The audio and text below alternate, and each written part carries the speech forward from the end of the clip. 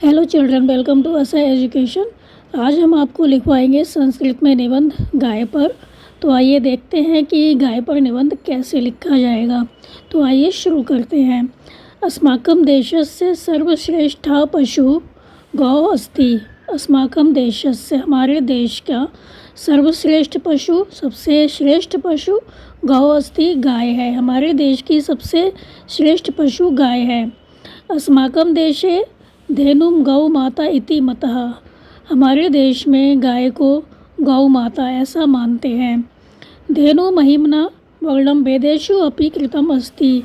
गाय की महिमा का वर्णन वेदों में भी किया जाता है। गौ अस्मभ्यं मधुरं दुग्धं ददाति। गाय हमारे लिए मीठा दूध देती है।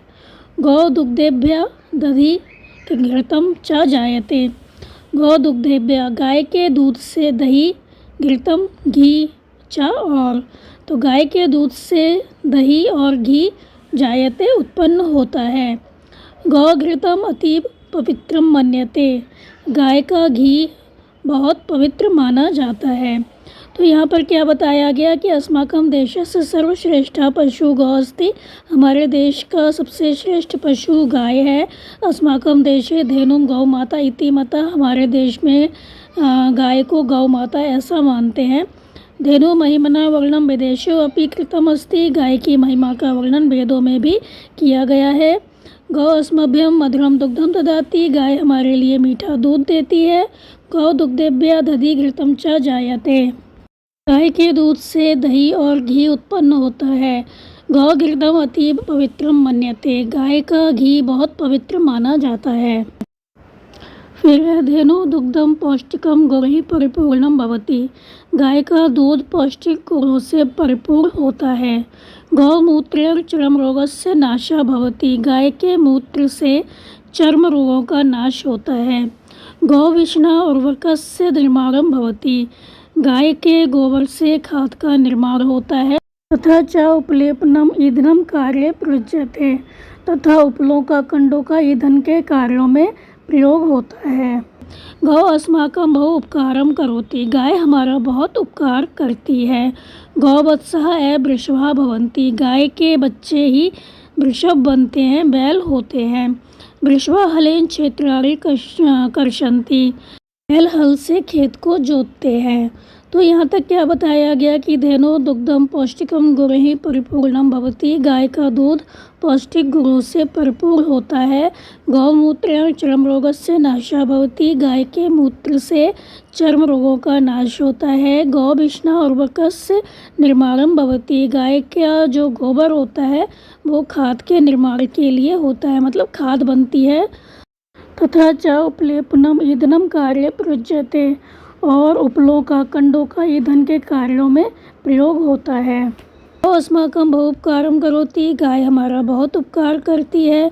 गौवत्सा एव वृषभा भवन्ति। गाय के बच्चे जो होते हैं वो ही बैल होते हैं। वृषभा हलेन क्षेत्राणि कर्षन्ति। बैल हल से खेत को जोतते हैं।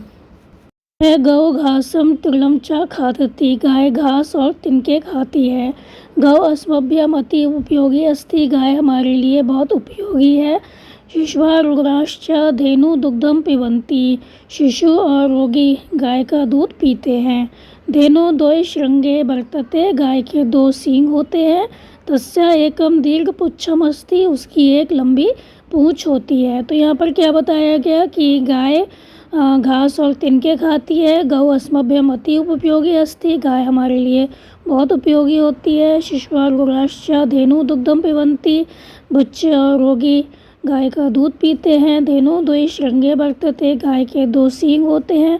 तस्या एकम दीर्घ पुच्छम अस्ति। उसकी एक लंबी पूंछ होती है। तस्याः चत्वारः पादाः सन्ति। उसके चार पैर होते हैं। धेन्वः शुक्ला श्यामा रक्ताश्च भवन्ति। गाय सफ़ेद, श्यामली और लाल रंग की होती है, लाल होती है। हम लिख सकते हैं धेनूनां विविधा वर्णा भवन्ति। गाय अनेक रंगों की होती हैं। केचन जना धेनुं हन्ति इदम उचितम न अस्ति। कुछ लोग गाय को हन्ति मारते हैं। इदम उचितम न अस्ति, यह ठीक नहीं है। धेनु जीवनदायिनी अस्ति, गाय जीवनदायिनी होती है। गौ पशु न अस्ति, गाय पशु नहीं है। सा माता अस्ति, पिता अस्ति, देवता अस्ति। वह माता है, पिता है, देवता है। तो यह बताया गया, यहाँ पर एक बार और समझ लेते हैं। तस्या चत्वारा पादा सन्ति, उसके 4 पैर होते हैं। धेन्वः शुक्ला श्यामा रक्ताश्च भवन्ति, गाय सफ़ेद श्यामली और लाल होती है। केचन जना धेनुम हन्ति, कुछ लोग गाय को मारते हैं। इदम उच्चतम न अस्ति, ये उचित नहीं है।